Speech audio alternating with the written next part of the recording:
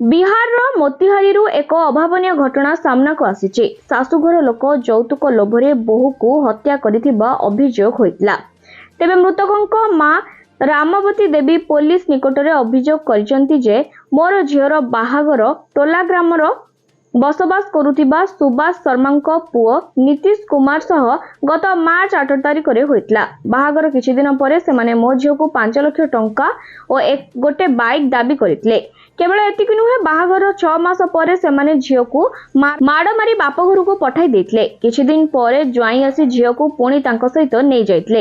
एहा परे भी सेमाने माड़ मारुथिबा झील अनेक थर समय आमको फोन करी कहितला, मु ताको बुझाउथली, मां तू व्यस्त होनी, सबू ठीक हो जिवो। मु बापांक सह कथा होई सेमानक दाबी अनुसार यौतुक मध्य देबी, किंतु खबर आसिला कि आम झील को सेमाने हत्या करी अंतिम संस्कार करि देउचंती। आमे ही खबर पाई घटनास्थल रे पहुंची जुईरु झीर अधापड़ा शरीर को उठाई आनी पुलिस को खबर देइतलु।